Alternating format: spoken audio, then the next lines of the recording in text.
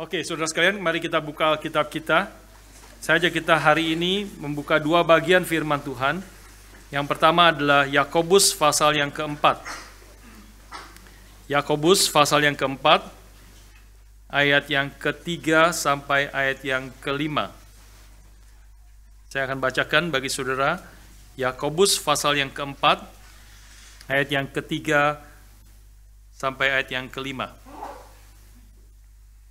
Atau kamu berdoa juga, tetapi kamu tidak menerima apa-apa, karena kamu salah berdoa. Sebab yang kamu minta itu hendak kamu habiskan untuk memuaskan hawa nafsumu. Hai kamu orang-orang yang tidak setia, tidakkah kamu tahu bahwa persahabatan dengan dunia adalah permusuhan dengan Allah? Jadi barang siapa hendak menjadi sahabat dunia ini, ia menjadikan dirinya musuh Allah. Janganlah kamu menyangka bahwa kitab suci tanpa alasan berkata, roh yang ditempatkan Allah di dalam diri kita diingininya dengan cemburu. Bagian yang kedua dari firman Tuhan, saya ambil dari Yohanes pasal yang ke-11.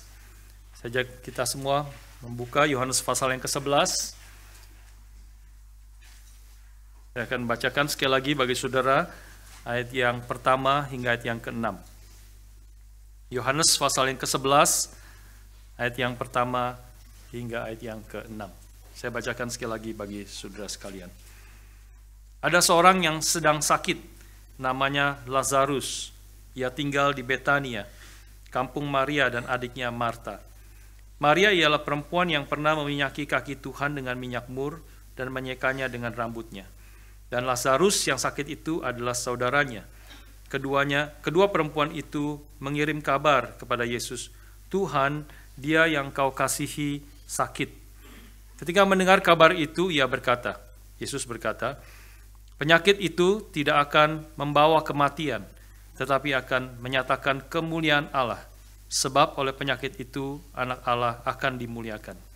Yesus memang mengasihi Marta dan kakaknya dan Lazarus, namun setelah didengarnya bahwa Lazarus sakit, ia sengaja tinggal 2 hari lagi di tempat di mana ia berada.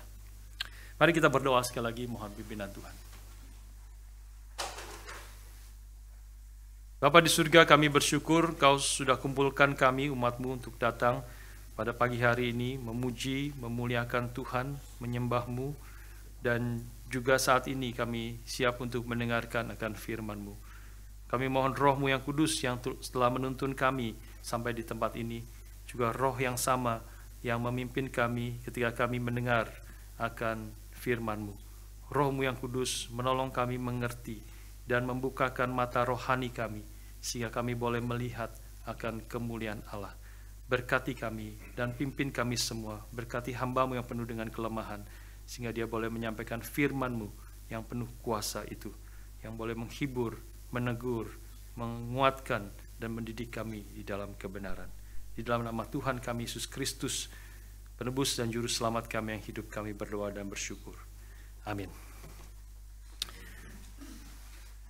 Saudara sekalian, saya akan mulai dengan mengajak saudara melihat 2 ayat di dalam Yohanes pasal 11 yang tadi kita baca, memperhatikan secara khusus 2 ayat ini, dan secara khusus lagi memperhatikan satu kata dari 2 ayat ini, satu kata yang penting sekali. Ayat yang kelima dan yang keenam. Ya, saudara perhatikan ayat yang kelima dan keenam.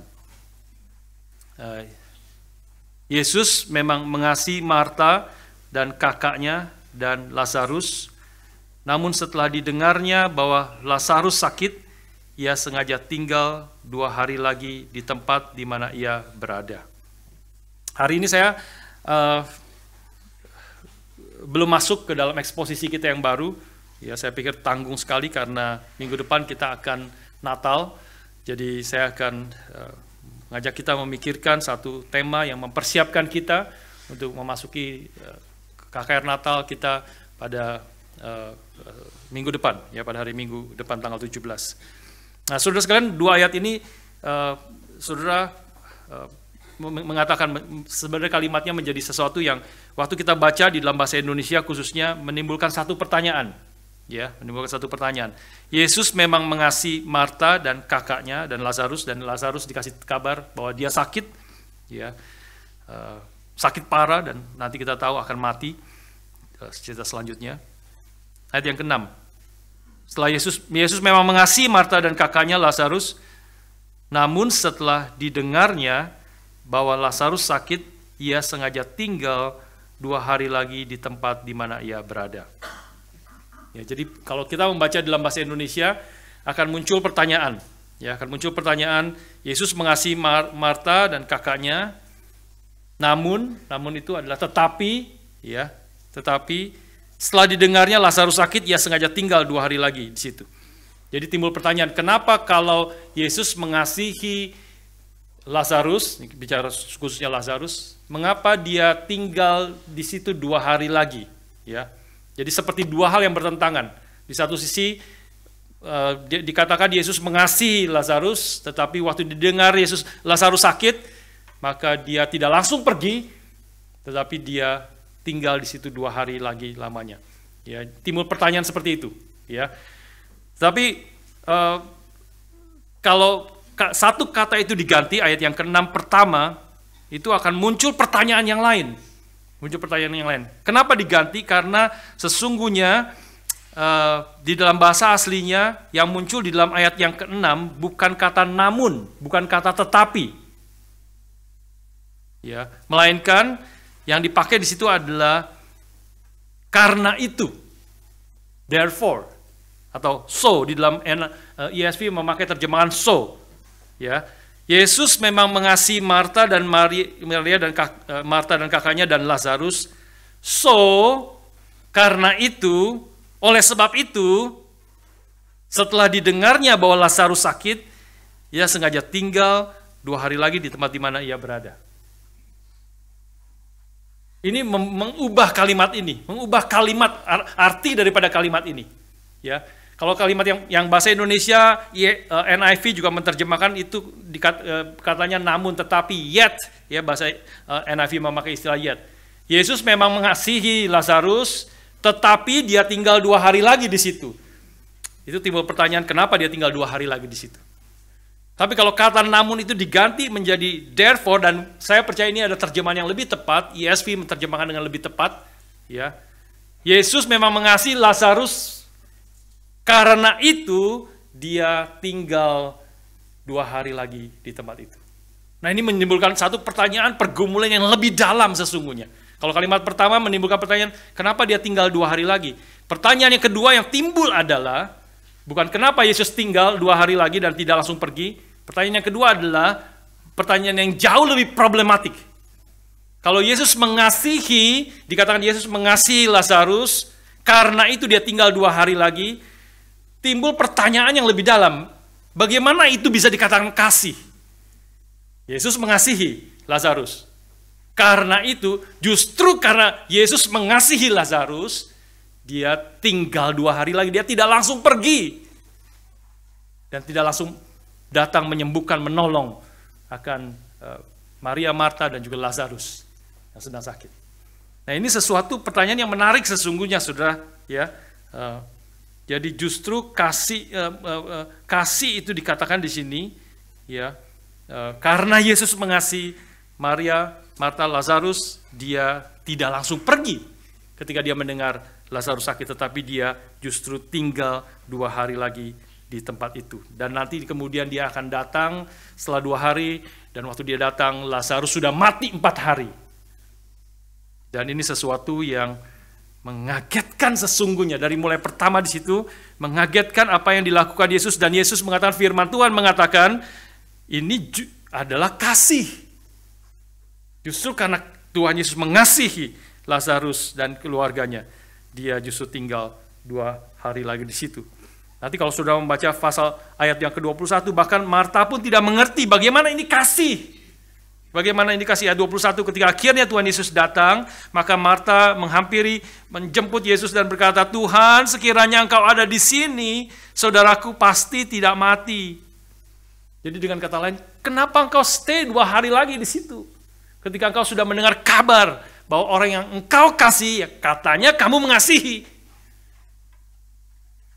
Kau justru tidak datang buru-buru menolong. Nah, ini sesuatu yang menarik yang saya ajak kita mengajak kita memikirkan tentang kasih itu sebenarnya apa. Ya, apa itu kasih, dan dalam kaitan nanti kita memikirkan, biarlah waktu kita mengundang, mengajak orang, mendoakan orang-orang untuk datang karena kasih kita kepada mereka yang belum percaya kepada Tuhan, yang mereka yang sudah undur imannya, biarlah kita boleh mengerti apa inti daripada kasih itu sesungguhnya. Sebelum menjawab pertanyaan ini, bagaimana ini adalah kasih, saya ajak kita detour sedikit, ya. Mungkin agak banyak juga detournya. Detour tuh kalau kita perjalanan ditutup jalannya, kamu harus belok ke kanan atau ke kiri, ya. Detour harus muter nanti baru ke jalan ke tujuan yang balik, yang ke tujuannya yang kamu ingin pergi, ya. Saya ajak kita detour sedikit untuk melihat petunjuk detour ini penting untuk kita melihat apa yang sebenarnya Tuhan mau katakan, apa yang kita mau renungkan, satu tema yang penting pada hari ini.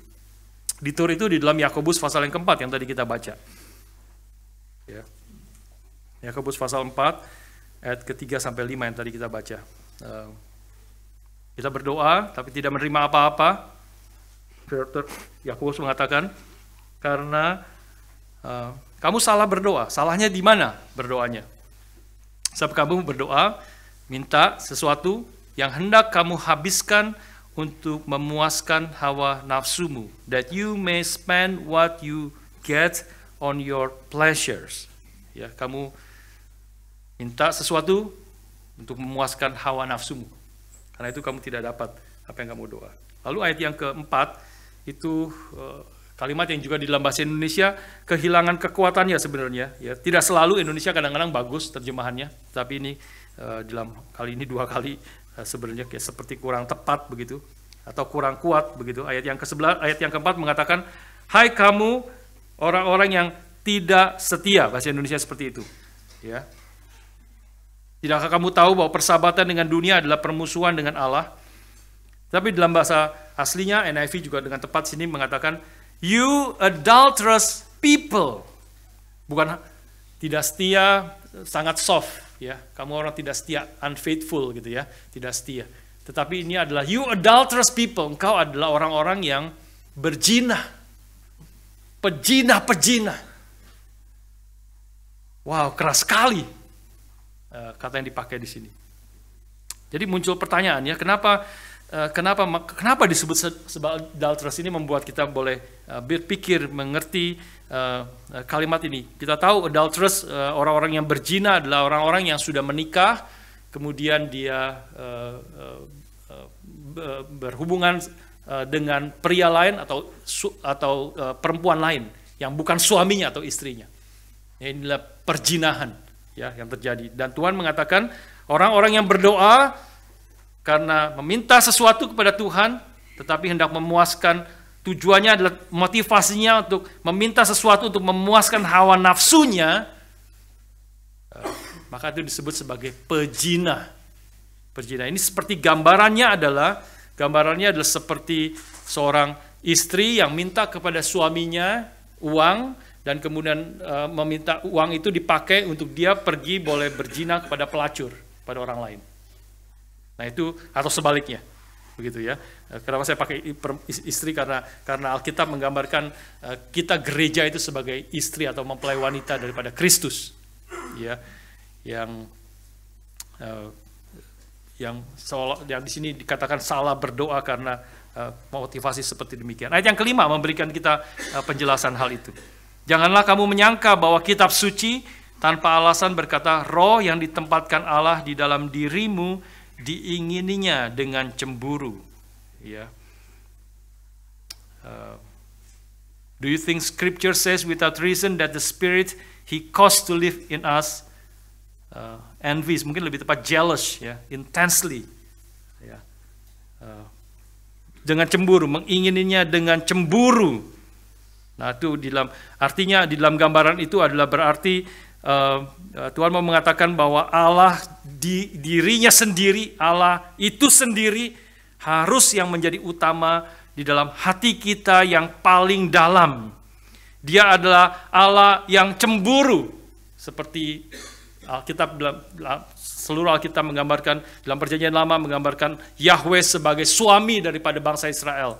Ketika Israel itu menyembah kepada Allah-Allah lain, ilah-ilah lain, maka Tuhan murka dan mengatakan engkau adalah orang-orang yang berzina. Ya, karena breaking the covenant, menyembah kepada Allah lain atau ilah-ilah lain. Nah, inilah Tuhan mengatakan di sini, dia adalah Allah yang cemburu seperti suami yang menginginkan istrinya eksklusif, tidak boleh untuk orang lain. Khususnya bukan berarti tidak boleh memiliki relasi dengan orang lain, tetapi hubungan secara suami istri itu adalah hubungan yang eksklusif. Ya, kita tidak boleh ada pria lain, ya, di dalam kehidupan kita. Tidak boleh ada Allah lain di dalam kehidupan kita. Termasuk sebenarnya adalah bukan hanya orang lain, pribadi lain, bukan hanya berhala-berhala lain, termasuk sebenarnya anugerah Tuhan dan kebaikan-kebaikannya itu bahkan tidak boleh menjadi lebih utama daripada dirinya sendiri. Kita akan lihat sini. Ya, ketika Tuhan mengatakan bahwa roh yang ditempatkan Allah di dalam diri kita diingininya dengan cemburu, artinya bukan hanya ada sesuatu yang lain, yang ilah lain, berhala lain kita sembah, tapi bahkan anugerahnya sendiri, kebaikannya itu sendiri tidak boleh melampaui daripada diri Allah itu sendiri. Ya, sudah pernah mendengar cerita tentang itu, ya, seorang anak yang senang papanya pulang sudah lama dan membawa mainan. Dan dia sangat senang dan mengatakan, "Papa jangan pergi lagi," karena dia senang. Papanya pulang dan dia senang papanya bawa hadiah, tetapi dia lebih senang karena papanya pulang. Tetapi tidak demikian anak tetangga. Anak tetangga, ya, yang menerima mainan yang sama, bagus mainan yang sama, dan tetapi dia sebenarnya sangat senang akan mainan itu, dan sebenarnya dia tidak peduli akan om yang memberikan mainan itu. Sehingga dia waktu omnya pulang, dia mengatakan justru, "Om, kapan pergi lagi?" Sehingga kalau pergi lagi bisa membawa mainan lagi bagi dia. Dia lebih mengutamakan mainannya daripada om atau yang memberikan mainan itu. Juga lagu yang kita suka nyanyikan, "Dulu ku mau berkat, kini mau Tuhan. Dulu ku mau sembuh, kini penyembuh." Kadang-kadang kalimat kedua itu saya waktu itu bingung, ya.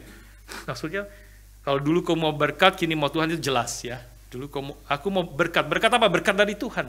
Tapi sekarang aku setelah bertumbuh makin mengenal Tuhan, aku bukan hanya ingin berkatnya, tapi terutama aku menginginkan akan Tuhan itu sendiri. Kalimat kedua, dulu ku mau sembuh, kini penyembuh. Maksudnya adalah dulu aku inginnya sembuh. Aku sakit, aku mau sembuh. Minta kepada Tuhan aku sembuh. Tapi sekarang aku terutama bukan mau sembuh, bukan mau berkatnya, bukan mau pertolongannya, tetapi aku mau Tuhan itu sendiri. Nah, ini yang saya mau ajak kita memikirkan. Ini adalah tema, boleh dikatakan kesimpulan atau beberapa hal yang saya simpulkan dari persekutuan kita di IRF Monash. Ya, God is the gospel. Bahwa berita utama atau karunia terbesar daripada Injil itu sendiri adalah Allah itu sendiri. Bahkan bukan, kadang-kadang waktu kita sering kali berpikir, termasuk kita sebagai orang-orang Kristen, waktu kita berpikir Tuhan mengasihi kita, ini kaitannya dengan kasih, sekali lagi, ya, balik lagi, nanti kita akan balik ke situ. Tuhan mengasihi kita, begitu besar kasih Allah akan dunia ini, sehingga kenapa begitu besar kasih Allah akan dunia ini? Karena Dia telah menyelamatkan saya. Tidak salah memang itu Tuhan yang kerjakan. Karena Dia telah menebus dosa saya. Tidak salah. Karena Dia telah membenarkan saya. Tidak salah. Tetapi itu bukanlah anugerah yang paling besar. Karena seluruh anugerah itu, keselamatan, kita dibenarkan, kita diampuni dosa-dosanya, itu seluruhnya berujung kepada satu hal. Yaitu membawa kita kepada Allah itu sendiri. Kita diampuni dosanya supaya tidak ada yang menghalangi kita boleh datang kepada Allah. Kita dibenarkan oleh Allah melalui kematian dan kebangkitan Kristus supaya kita boleh menikmati Allah boleh sungguh-sungguh benar di hadapan Allah. Dan boleh memandang Dia, boleh mengenal Dia, boleh hidup berkenan dan memuliakan akan Dia.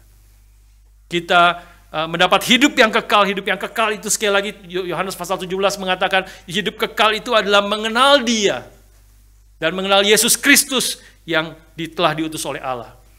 Jadi Kristus seluruh anugerah-anugerah yang banyak yang baik dalam hidup kita bahkan tidak boleh melampaui akan anugerah terbesar, yaitu Allah itu sendiri.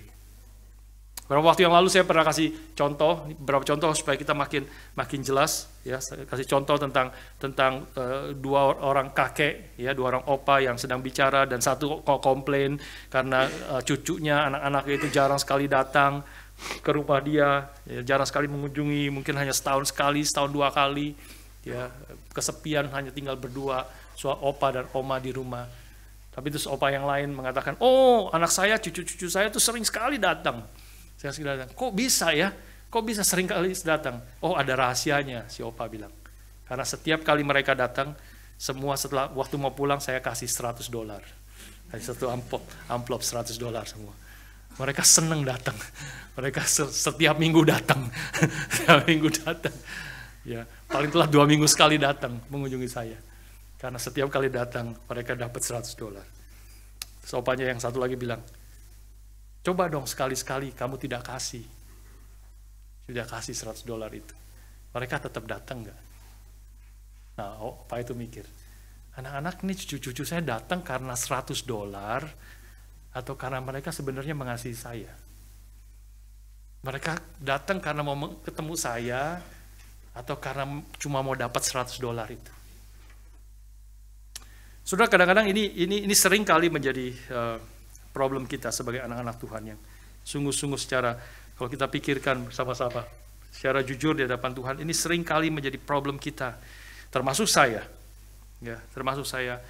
Waktu kita mengikut Tuhan, waktu kita berdoa minta kepada Tuhan, minta pertolongan Tuhan. Sekali lagi tidak salah kita boleh minta pertolongan Tuhan.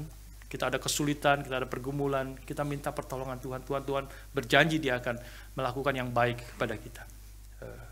Mintalah, maka Dia akan diberikan kepada kita.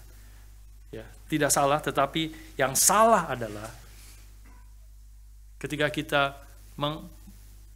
menjadikan pertolongan Tuhan, menjadikan anugerah Tuhan, segala kebaikannya itu melebihi Tuhan itu sendiri. Kita menginginkan hal-hal yang anugerah Tuhan yang lain di dalam hidup kita, lebih daripada kita menginginkan Tuhan itu sendiri. Kadang-kadang saya sendiri bergumul waktu saya setiap kali, sering kali bergumul mempersiapkan khotbah, mempersiapkan, membaca, merenungkan, minta pertolongan Tuhan. Kadang-kadang tidak ada waktu-waktu bergumul sekali apa yang harus diberitakan setiap minggu berkhotbah di tempat ini, ya, dan saya seringkali minta Tuhan tolong berikan firman-Mu, beri kebenaran-Mu supaya boleh diberitakan kepada jemaat Tuhan yang sudah hadir, sudah Tuhan kumpulkan, mereka mau mendengar suara Tuhan, mendengarkan firman-Mu. Tapi saya betul-betul harus mengkoreksi, ya. Dan seringkali Tuhan menolong, Tuhan memimpin dalam setiap khotbah, seringkali itu menjadi berkat. Tuhan menolong, orang dikuatkan, ditegur dan sebagainya. Tapi saya seringkali bergumul sendiri, ya. Apakah sebenarnya yang saya inginkan sebenarnya yang saya sangat membuat saya kemudian senang, bersukacita kalau Tuhan menjawab doa itu, sebenarnya apa? Sebenarnya apa? Sebenarnya apakah karena waktu saya akhirnya senang, bersukacita karena orang-orang kemudian merasa diberkati dan orang-orang berterima kasih dan kemudian orang-orang menghargai saya dan saya menjadi bersukacita karena itu. Karena penghargaan orang, karena orang berterima kasih kepada saya. Apakah karena saya bersukacita karena itu atau sesungguhnya saya ingin sungguh-sungguh bahwa Tuhan dipermuliakan, bahwa orang-orang sungguh makin mengasihi Tuhan. Orang sungguh-sungguh makin hidup mencintai, mentaati dan mempermuliakan Tuhan. Nah, ini perlu dikontraskan. Kadang-kadang saya tidak peduli sebenarnya orang hidup mencintai Tuhan, mempermuliakan Tuhan, asalkan saya dihargai. Asalkan orang berterima kasih. Asalkan saya dihormati, sudah cukup saya bersyukur, bersuka cita, senang. Tapi ketika orang marah dengar firman Tuhan, orang tidak suka, tapi mereka ditegur dosanya, tapi mereka marah. Kebenaran yang diberitakan menjadi saya susah, menjadi tersinggung, menjadi depres dan sebagainya. Nah, itu menjadi sesuatu yang berbahaya. Apakah kita sungguh-sungguh mengutamakan Tuhan lebih daripada segala sesuatu, bahkan termasuk pertolongannya, kebaikannya bagi kita? Kalau kita terus terlepas kebaikan itu dilepas daripada Tuhan itu sendiri. Kita, saudara sekalian, kita sendiri akan, di dalam hidup kita akan merasa sebenarnya dimanfaatkan oleh orang. Kalau orang sering minta tolong kepada kita, dan kita menolong dia, tetapi dia terus minta tolong lagi, dia bersuka cita, senang, seperti anak tadi, yang senang dapat $100, yang senang omnya itu kasih mainan, dia betul-betul senang karena dapat pertolongan itu, tapi dia tidak sungguh-sungguh menghargai kita sebagai satu pribadi. Dia senang akan kita memberikan pertolongan, memberikan apapun kepada dia, ya, tetapi dia tidak pernah menghargai kita. Kita akan merasa being used, ya bukan? Kalau dia hanya menginginkan pertolongan kita, menginginkan uang kita, tapi tidak pernah betul-betul menghargai kita sebagai satu pribadi. Nah, inilah Tuhan, inilah prinsip firman Tuhan yang kita boleh mengerti. Kepada Tuhan kadang-kadang atau bahkan mungkin juga sering kita memperlakukan Tuhan seperti itu. Kita berterima kasih pertolongannya, kita melihat sepanjang setahun ini paling sedikit, yang paling recent, ada banyak pertolongan Tuhan dalam hidup kita sebagai gereja Tuhan. Tapi apakah kita bersyukur, berterima kasih kepada Tuhan, dan senang karena pertolongannya, kebaikan-kebaikannya, tetapi tidak sungguh-sungguh peduli? Apakah kita semakin mengasihi dia? Apakah kita semakin mengenal dia? Apakah kita semakin sadar berapa besarnya Tuhan, berapa mulianya dia? Kita bersuka cita di dalam dia. We enjoy him. Bukan hanya enjoy his gift.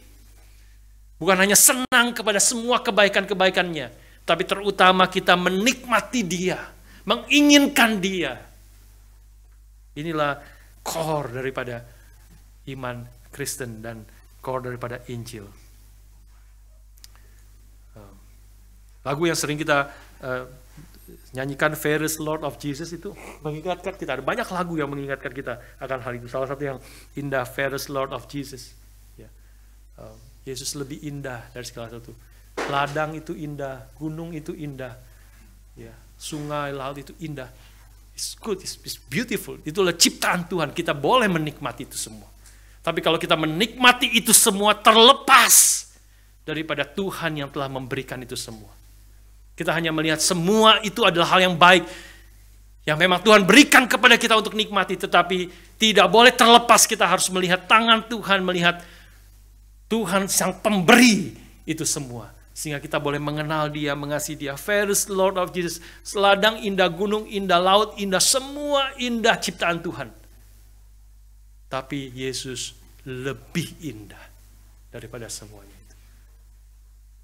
Tuhan, bagaimana ya kita, sudah mengerti apakah waktu sudah mengatakan Tuhan itu lebih indah daripada semuanya itu. Nah, Tuhan memberikan semua ciptaan-ciptaan di dalam hidup kita. Sebenarnya untuk kita mengerti itu, kita sangat sulit mengerti. Sangat sulit artinya menginginkan Tuhan. Sangat sulit sebenarnya. Kita haus akan Tuhan. Apa artinya haus akan Tuhan? Apa artinya menginginkan Tuhan? Seperti rusa merindukan air, demikian jiwaku merindukan Kau. Merindukan Tuhan. Saya bahkan berbicara kepada hamba Tuhan di Gary yang ya sekarang sudah keluar berapa tahun yang lalu. Dia nggak ngerti menginginkan Tuhan itu apa sebenarnya. Menginginkan Tuhan sangat sulit. Tapi Tuhan memberikan kepada kita segala keinginan-keinginan di dalam hidup kita. Kita melihat keindahan alam. Kita menginginkan lapar dan haus. Kita tahu apa artinya lapar dan haus. Kita tahu. Kita mengalami Tuhan memang menciptakan kita secara fisik. Kita lapar. Dan waktu kita lapar, kita makan makanan yang baik, makanan yang kita suka. Waktu kita makan, kita dipuaskan. Kita senang. Apalagi makan dengan orang yang kita kasihi. Kita puas. Kita haus. Kita minum air putih. Puas. Segar. Nah, itu menolong kita. Tuhan memberikan kita fisik, memberikan kita pengalaman secara fisik, melihat keindahan. Untuk mengatakan kepada kita, untuk menyadari bahwa dia adalah air hidup itu. Dia adalah air yang memuaskan jauh, dia adalah spiritual water. Ketika engkau minum air yang aku berikan, Kristus mengatakan kepada perempuan Samaria, engkau tidak akan haus lagi. Tapi bahkan berarti artinya kepuasan yang puncak dan kepuasan yang akan terus menerus sampai selama-lamanya. Apakah kau mengerti? Apakah saudara mengerti? Apakah saudara menyadari mengalami kepuasan, keindahan hanya di dalam Tuhan, melihat dia adalah yang terindah, yang termulia daripada segala sesuatu. Jonathan Edwards mengatakan satu kalimat seperti ini. True gratitude for his kindness to us arises from a foundation of love to God for what he is in himself. Whereas a natural gratitude has no such foundation. Ucapan syukur yang sejati adalah karena kebaikan Tuhan adalah muncul dari dasar hati yang mengasihi Tuhan for what he is in himself. Mengasihi Tuhan pada dirinya sendiri. Sementara gratitude, ucapan syukur yang secara natural tidak ada fondasi itu. Jadi kalau kita senang, semua akan kebaikan, pertolongan dalam hidup kita, semua Tuhan memberikan kesehatan, Tuhan memberikan kecukupan, Tuhan memberikan rumah, keluarga, dan sebagainya. Yang tidak salah itu adalah anugerah Tuhan. Tetapi kalau kita berhenti sampai di situ, dan kita tidak mengkaitkan itu, menyadari bahwa itu semua adalah hanya bagian daripada Tuhan, pertolongan Tuhan dalam hidup kita, tetapi sumbernya adalah Tuhan sendiri. Saya mau datang kepada Tuhan, mengenal dia, mengasihi dia, hidup mempermuliakan dia. Itulah kasih dan ucapan syukur yang sesungguhnya. Saudara, dengan poin ini kita kembali kepada Yohanes. Kita mulai mengerti sebenarnya di sini. Setelah mulai mengerti jawaban dari pertanyaan yang tadi saya katakan di dalam pertama. Mengapa yang dilakukan Kristus itu adalah kasih? Ya. Yesus mengasihi Lazarus, karena itu, therefore, dia tinggal 2 hari lagi di situ. Kenapa? Kenapa dia tidak langsung menolong? Karena di dalam Yohanes sebenarnya ayat yang sebelumnya menjelaskan kepada kita. Ayat yang keempat. Ketika Yesus mendengar kabar itu, ia berkata, penyakit itu tidak akan membawa kematian, tetapi akan menyatakan kemuliaan Allah. Sebab oleh penyakit itu, anak Allah akan dimuliakan. Dan itu nanti dijelaskan kembali oleh Tuhan Yesus, menekankan bagaimana anak Allah dipermuliakan. Ayat yang ke-39 dan 40, tetap Yohanes pasal 11, ayat 9, 39, 40, kata Yesus ketika dihadap di depan akan kubur Lazarus, dia berkata, angkat batu itu. Marta, saudara orang yang meninggal itu, berkata kepada Yesus, Tuhan, ia sudah berbau sebab sudah 4 hari ia mati. Tuhan Yesus sengaja tunggu 2 hari, ketika datang sudah 4 hari Lazarus mati. Karena bagi orang Yahudi kalau masih 3 hari itu masih mungkin dia bangkit lagi. Tapi kalau sudah 4 hari, sudah tidak mungkin, tidak ada kemungkinan, dia sudah pasti mati, sudah bahkan mulai berbau. Ayat 40, Tuhan Yesus menjawab, bukankah sudah kukatakan kepadamu, jikalau engkau percaya, engkau akan melihat kemuliaan Allah.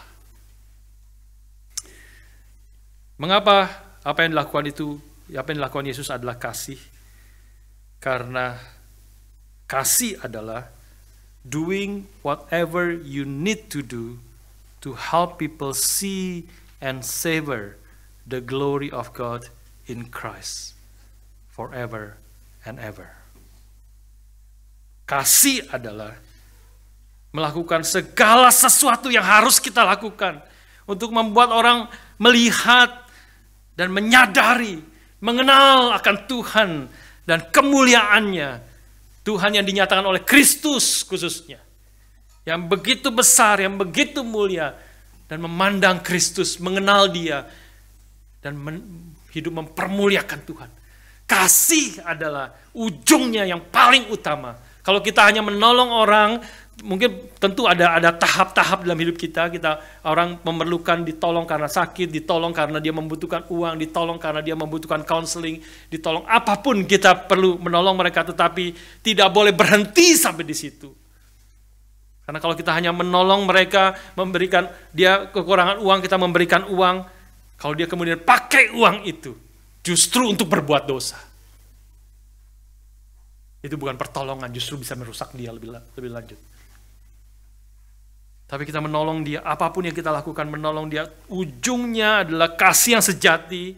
Menurut firman Tuhan adalah kita melakukan apa saja yang kita harus lakukan supaya orang mengenal Tuhan, melihat kemuliaan Tuhan, dan hidup mempermuliakan dan menikmati Tuhan selamanya. Itu adalah kasih yang bersifat God-centered, bukan kasih yang bersifat man-centered, berpusat kepada apa yang manusia inginkan, butuhkan, mereka pikir butuhkan. Karena inilah yang Tuhan inginkan bagi manusia. Inilah tujuan utama Kristus datang ke dalam dunia. Dia mati dan bangkit supaya kita melihat kemuliaan Allah, mengenal Dia. Dan ketika kita mengenal Dia, memandang kemuliaannya, dalam kitab Korintus Paulus mengatakan, artinya kita memperhatikan Dia dengan sungguh-sungguh, kita menyelidikinya, kita mengenal dan bergaul dengan Kristus, kita mengagumi akan keindahannya. Maka ketika kita makin mengenal Tuhan, kita sendiri akan diubahkan dari satu kemuliaan kepada kemuliaan yang lebih besar. Ini adalah tujuan yang lebih utama daripada pengampunan dosa. Sekali lagi saya kontraskan. Karena pengampunan dosa itu, kita diampuni dosanya lalu untuk apa? Diampuni dosa, setelah kita diampuni dosanya, apa yang kita harus lakukan? Bagaimana respons kita? Diampuni dosanya adalah supaya kita hidup mempermuliakan Tuhan, bisa mempermuliakan Dia, menikmati Dia selamanya. Kita ditebus dari perbudakan dosa. Kita ditebus supaya kita menjadi miliknya, hidup dekat dengan Dia, hidup berkenan kepada Dia. Salah satu ayat yang menolong kita mengerti ini adalah ayat yang tadi kita baca, Roma pasal yang ke-8. Satu ayat saja saya kutip bagi saudara, ayat yang ke-29. Roma pasal 8 ayat yang ke-29. Tadi kita baca dalam pembacaan Alkitab kita.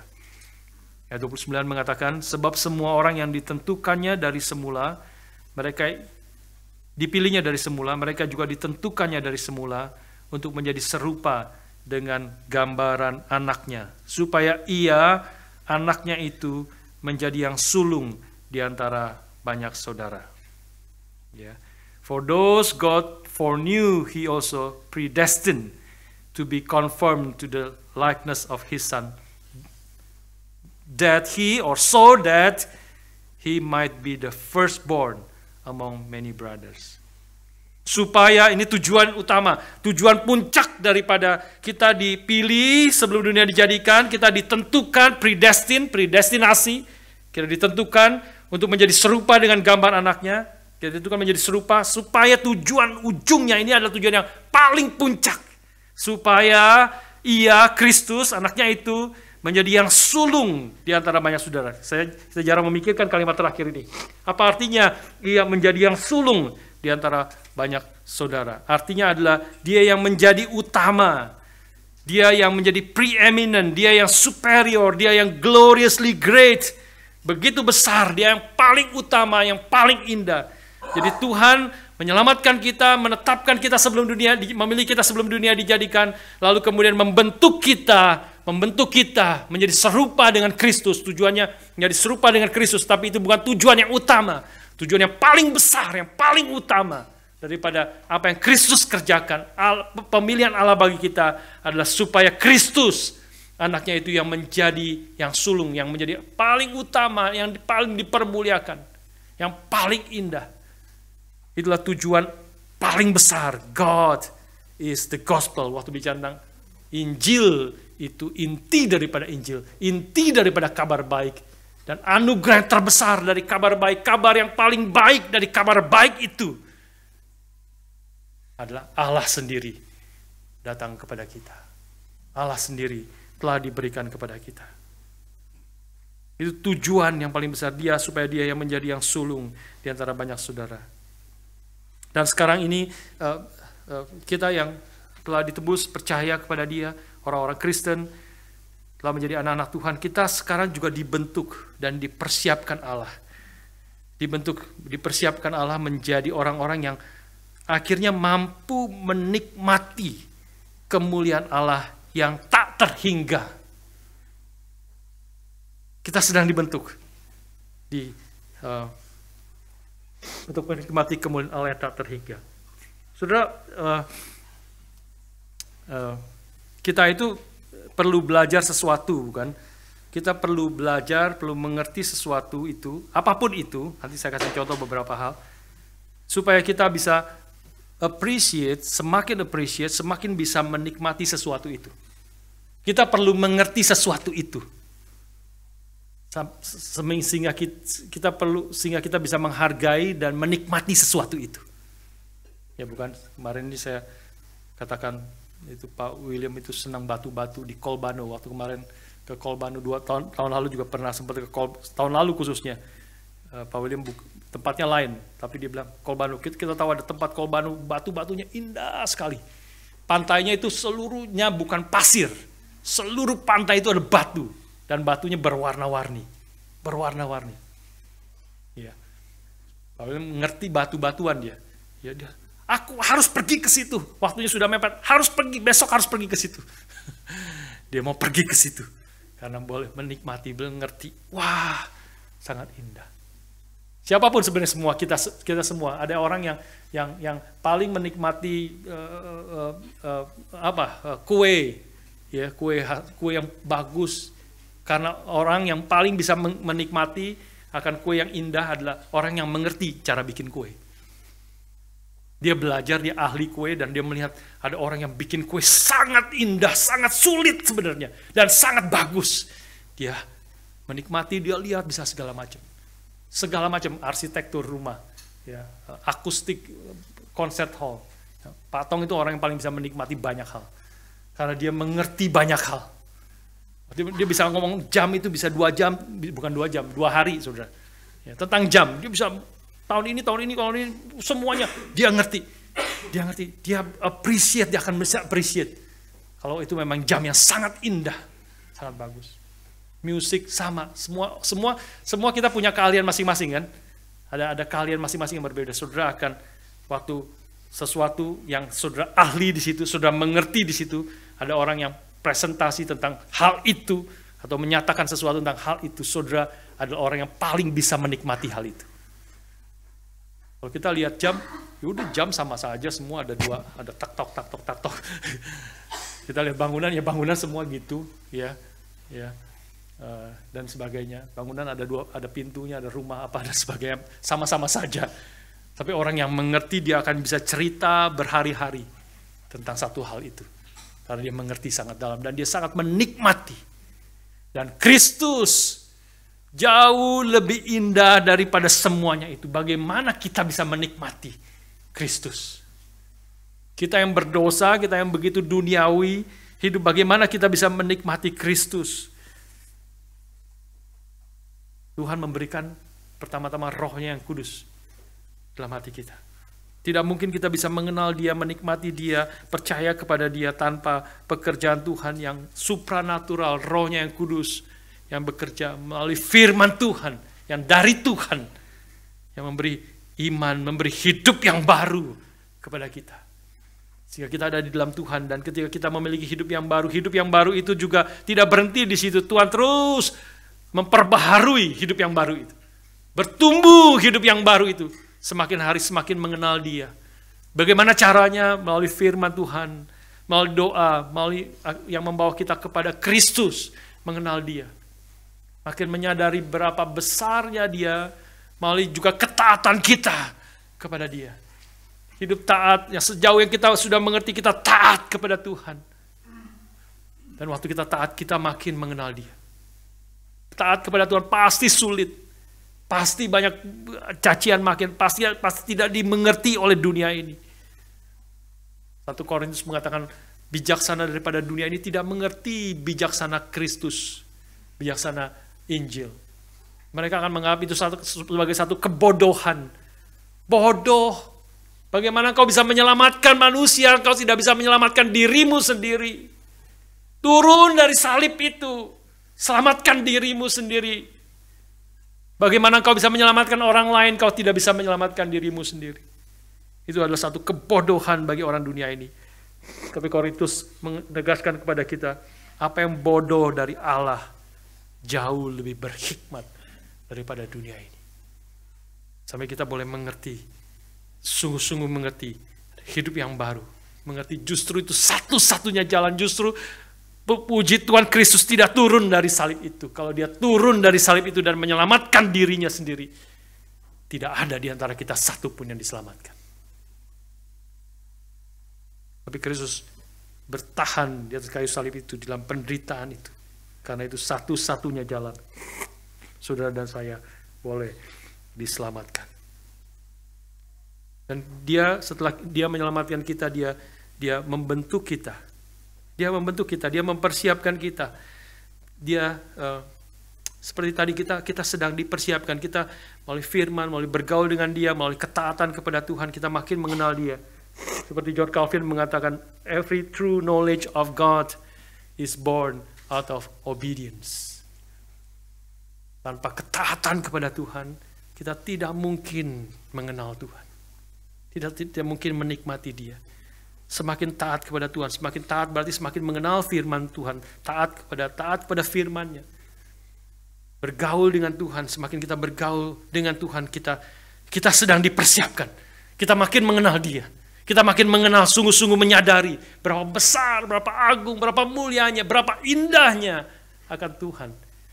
Waktu kita makin mengenal Dia, kita sendiri diubahkan diri kita, dipersiapkan diri kita untuk boleh menikmati Dia selamanya. Kita baru makin bisa menikmati Dia selamanya.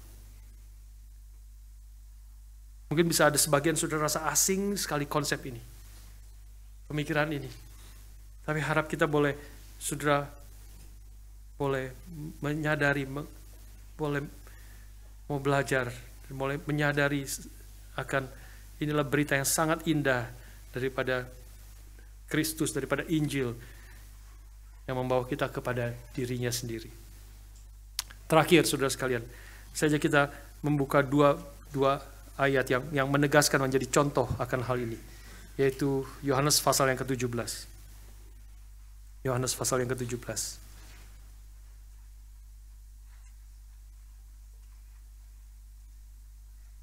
Yohanes 17 ayat yang ke-24 dan kemudian ayat yang ke-26. Yohanes 17 ayat 24. Saya bacakan bagi saudara sekalian. Saudara perhatikan di sini. Ini doa Tuhan Yesus kepada Bapa, permintaan Tuhan Yesus kepada Bapa. Ya Bapa, aku mau supaya dimanapun aku berada, mereka, murid-muridnya, juga berada bersama-sama dengan aku. Mereka yang telah Engkau berikan kepadaku, agar mereka memandang kemuliaanku yang telah Kau berikan kepadaku, sebab Engkau telah mengasihi aku sebelum dunia dijadikan.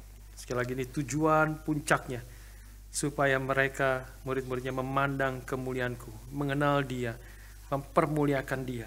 Tapi bukan hanya hal ini berkenan kepada Tuhan, menyatakan kebesaran kemuliaan Tuhan. Ayat yang ke-26 mengatakan kepada kita satu aspek yang terakhir. Contoh sisi lain daripada poin ini.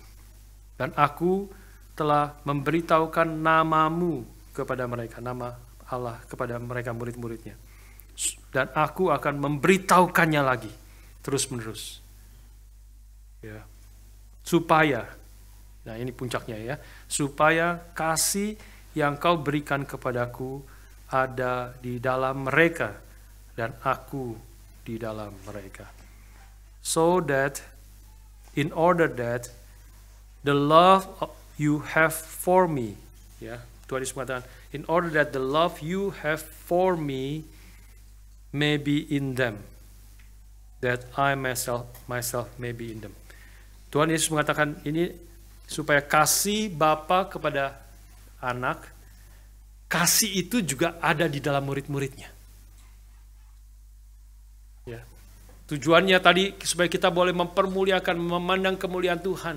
Tapi juga di sini adalah ayat 26, supaya ketika kita memandang kemuliaan Tuhan, kita mengalami sukacita yang penuh, yang berlimpah-limpah, bahkan yang boleh dikatakan tak terbatas. Yaitu apa? Sukacita seperti kasih Bapa kepada anak.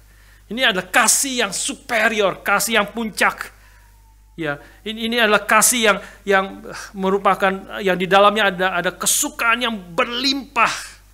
Ya, ketika Bapa melihat anak, dia maka Bapa mengatakan, inilah anakku yang kukasihi, yang kepadanya aku berkenan. Bapa melihat anak, dia sangat senang. Dia bukan saja sangat senang, supreme delight, sukacita yang tak terhingga. Bapa mengasihi anak, seluruh hati Bapa ada di dalam anak. Ini adalah my beloved son, anakku yang terkasih. Kepadanya aku berkenan, seluruh hatiku ada di dalam anak.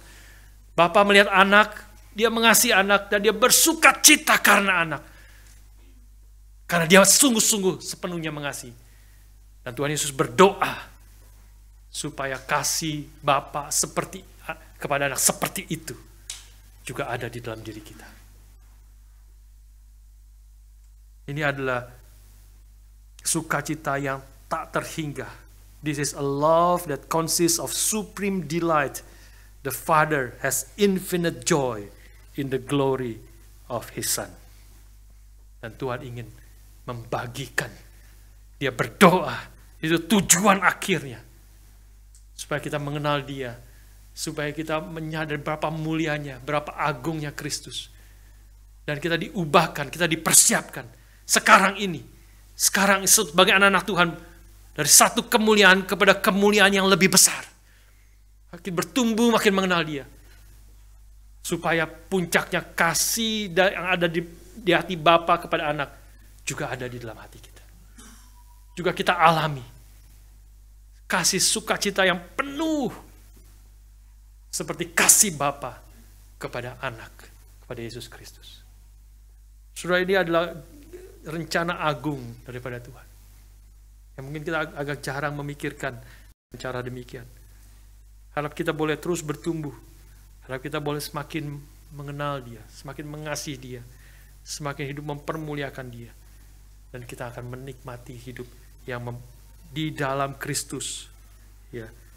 Dan segala anugerah-anugerah lain adalah membawa kita makin mengenal, mengasihi, dan taat.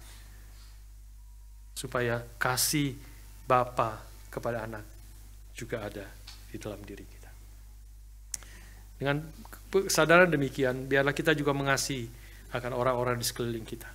Kita juga menginginkan, seperti Kristus menginginkan kita memiliki kasih Bapa.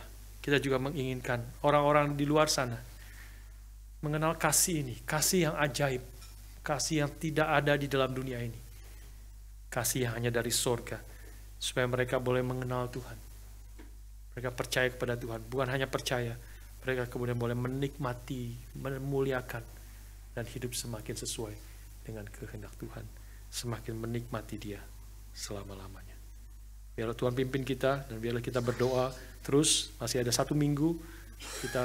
Saya ajak kita mengingat berdoa bagi teman-teman kita, saudara-saudara kita, orang-orang sudah undur imannya, supaya mereka sungguh-sungguh mengalami kasih Tuhan dan hidup mengasihi akan Allah dan menikmati Dia selamanya. Mari kita berdoa.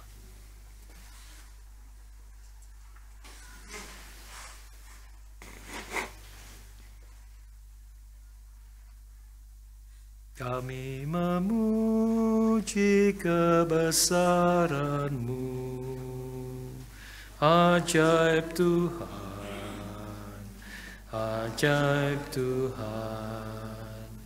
Kami memuji kebesaran-Mu, ajaib Tuhan, ajaib Tuhan. Mari berdiri bersama-sama. Then sings my soul, then sings my soul, my Savior God to Thee. How great Thou art, how great Thou art. Then sings my soul, my Savior God to Thee. How great Thou art, how great Thou art. Bapa di surga, kami bersyukur untuk firman-Mu, untuk Injil-Mu, untuk Yesus Kristus yang telah datang menyelamatkan kami dari dosa-dosa kami dan membawa kami kepada Allah sendiri. Tuhan, terus bekerjalah di dalam hati kami, di dalam hidup kami, membentuk seluruh hidup kami, supaya kami makin mengenal Engkau, makin mengasihi-Mu, makin memandang kemuliaan-Mu, dan diubahkan hidup kami semakin serupa dengan Kristus, sehingga kami boleh menikmati Kristus yang jauh lebih indah dari segala sesuatu. Tolonglah kasih itu yang mendorong kami juga untuk mengasihi akan saudara-saudara kami, sehingga mereka boleh mengenal Engkau, memuliakan nama-Mu, dan menikmati